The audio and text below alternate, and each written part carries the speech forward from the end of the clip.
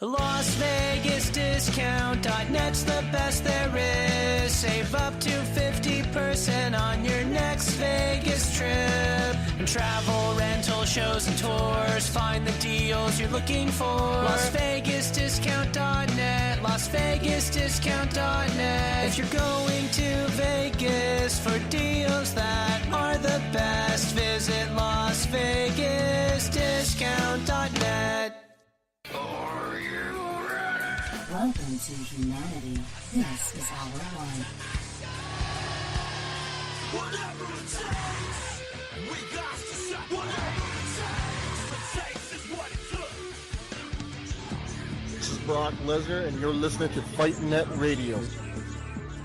Yo, hi, this is Sugar Ray Leonard, and you listen to Fight Net Radio.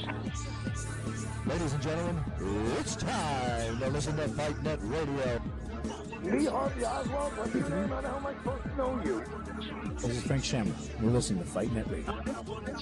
Hi, this is Tia, the Knockout St. John. You're listening to Fight Net Radio, and there's no way I would ever touch Lee. This is Chuck Jackson. I am Stephen Bonner, and you're listening to Fight Net Radio. Dan Henderson, you're listening to Fight Net Radio. Everybody, welcome to Fight Net Radio, where Lee's burning every bridge there is out there. All right.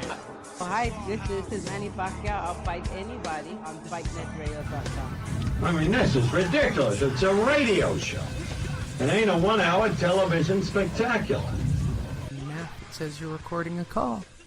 Now it's recording a call. It sure is. Hi, everybody. Welcome to Fight Net Radio, where Andrew and I were discussing the LA Rams and the debacle at the Coliseum, where Atlanta became the same Atlanta that went to the Super Bowl last year, and the Rams look like the wild card team, almost. But I digress. I'm not going to cry about spilt milk. They got to the playoffs better than my Chargers. But good year in L.A.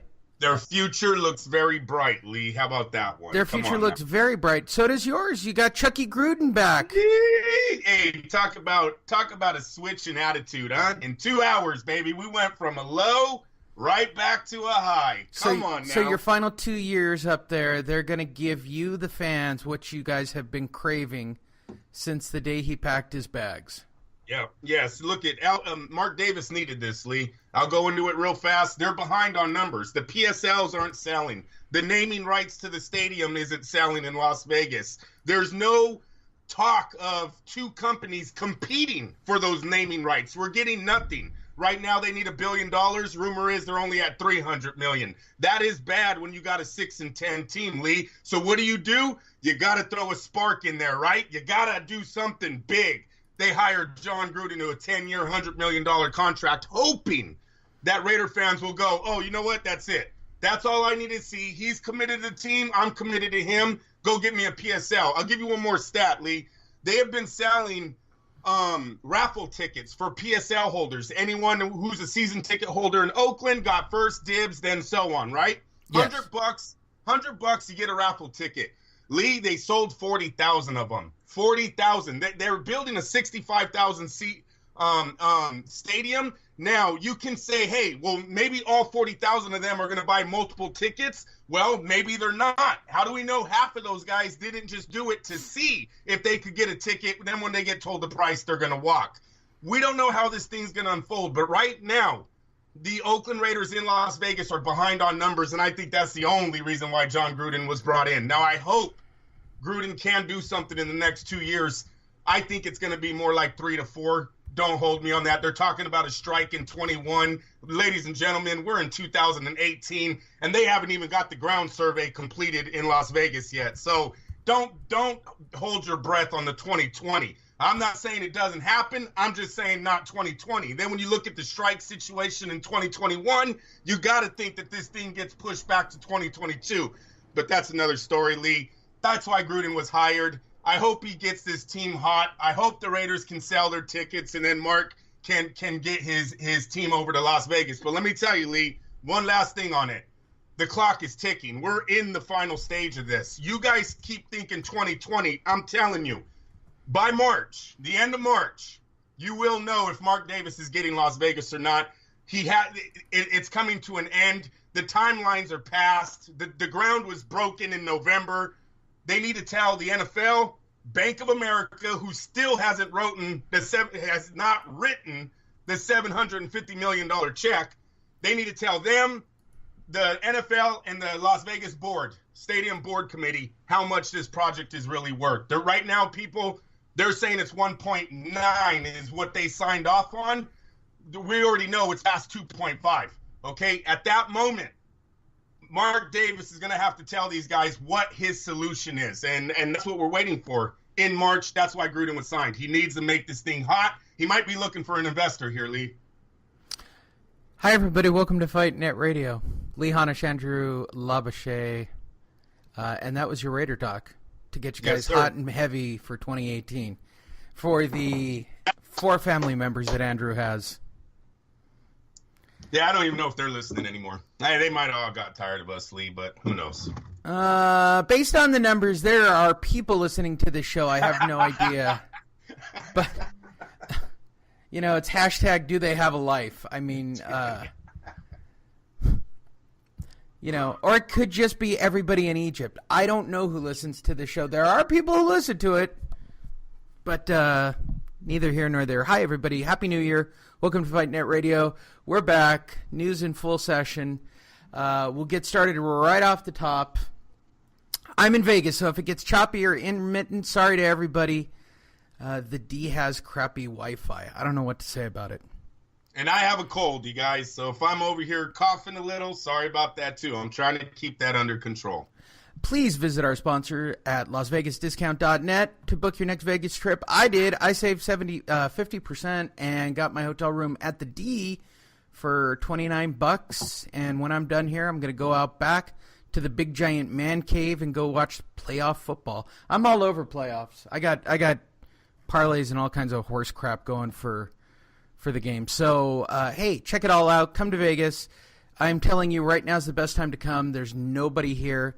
Get in before they start the PBR horse crap that starts in about a month. It gets a little out of control. I think they just had it. They do Cowboy Christmas and all that stuff. But I digress. It is boxing, and Andrew sent me the news stories yesterday.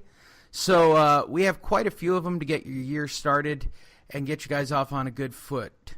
So let's, on the good foot, wow, reference to James Brown. Ha! Hit me! WBA vows to continue plan to reduce the number of world titles. Yes. Okay, so the World Boxing Association announced in January 2016 that they were going to reduce the number of champions in the 17 divisions. The year of 2017, with 32 champions, closed out 25 champions in 17 divisions. There are 9 divisions that currently only have one WBA champion aside, except for a few vacants. So Mendoza, the dude who runs the WBA, is actually trying to make this happen. I think this is a step in the right direction. I think it's a great idea. Absolutely, Lee. Absolutely. And what you got to look at here is that there's a total of 42 champions for these 17 divisions. Because of vacancies and guys holding multiple titles, that's why they were down.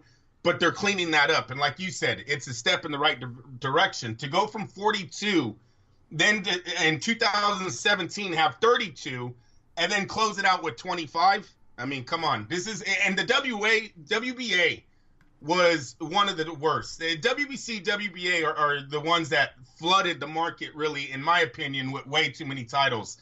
The WBC did a very good job of, you got the interim belt, the diamond belt, silver belt. They did a good job of putting a label on them, right? You could kind of separate, he's only the silver champ, he's the interim champ, he's the real champ. The WBA gave us this, what was it, Lee? The regular champ? Regular, yeah. The interim and the super. Like, what the hell? Like, it was just really weird how the WBA titled theirs. Never liked that regular champ thing. So yeah, I'm very happy the WBA is turning this around. I hope the WBC follows. I doubt it. Because every time, for those of you wondering what the big deal is, for every belt, there's a licensing fee. For every licensing fee, it's another buck into his pocket, especially when you're talking about the WBC and Jose Sulaiman Jr. I don't think that's his name, is it? Is he a junior? No. They got two different names. Oh, okay. One's a Mario. Yeah. All right. Shitbag McStuffins Jr. He's not his dad. He's not his dad. No, but he's equally as quote-unquote allegedly corrupt and shitty as his dad, though. Which brings us to our next story. The WBC heavyweight champion Deontay-Wilder. Deontay-Wilder breaks down Anthony Joshua versus Parker. Now, what amuses me are his incredible quotes that were conveyed to Kevin Aioli of Yahoo Sports. I definitely think that's a 12-round fight. I like Parker. I like Joshua as well, too. I think about Parker. He can move and... did he actually say that? The thing about Parker, he can move. He can move, too.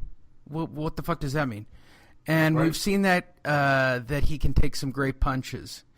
And we also know for a fact that Joshua's last opponent, Takam, that Joseph Parker beat him and Joshua got him out of there. We know that Parker can take a punch, but now we've seen that Parker can take a punch from someone that's strong. We've never seen Parker just take a nice punch on the chin. We really don't know about that. I think it's going to be a hell of a fight as long as it lasts. And here's his final answer. I think it's going to be a long, drawn-out fight. I think Parker will try to stay away from Joshua. I know Joshua is just going to come and try to make a statement and redeem himself for the last fight and try to get him out of there. Wow, I'm so glad we had... Redeem himself from what, Lee? I don't know. Right? Fuck, I hate Deontay. I hate Deontay Wilder. I know.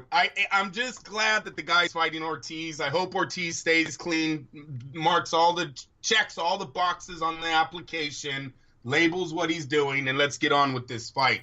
Because Wilder really needs it. You know what? The boxing world has way too many microphones in this guy's face right now. He doesn't deserve all of the... And look at, there's me putting two stories on this week's news feed. But really, it's because... Well, the next story is the one that fucking bites my ass. I mean, the worst. Exactly. And he also made another outrageous tweet I'll tell you about. But no, Deontay needs Luis Ortiz, okay? He needs this fight. This would make the Joshua thing real.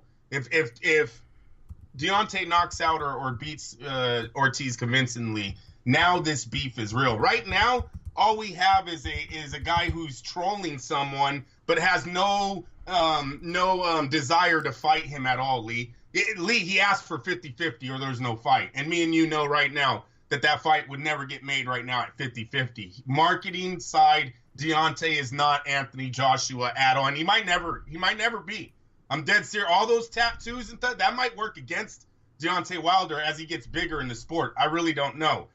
He might have an avenue, but I don't see him ever having the same markability as Joshua right now, who's just blowing up all around the world. But But honestly, Andrew, how's his street cred? I mean, that's really all that matters. Well, the other day he was on a radio show and they asked him, about Joshua, and he said he wanted to fight Joshua ASAP and as soon as possible. Wow, because they're different. Because that's different. Yeah, ASAP and as soon as possible are two different statements. It Do I need to explain that? Are our fans dumb enough? Are too dumb to know? And see, I think his fans, I don't know, his fans are, okay, so if you're a Deontay Wilder fan and you're too stupid, let me translate. ASAP means as soon as possible. So when he says ASAP, as soon as possible, he's repeating himself, and it makes him sound stupider. To his defense, he's on live radio. I'm on live radio, Lee. I get it wrong sometimes. You know what I mean? Are you roading stories still? Uh-huh. At least it's not a unanimous decision. I think his street credibility is fine. You put Deontay on the street, I think he's fine too. He could join the Crips or the Bloods. I mean, he can clearly throw a punch. He'd be a great gangster. There's a lot Wait, sorry, let me say, I said that like a white guy. He's a gangsta. If he can seriously keep knocking people out, he will be very big on the hip-hop world. He will be in many music videos. He'll be at many getting club. He'll be popping bottles and making it rain up in this bitch. Just hang out with me.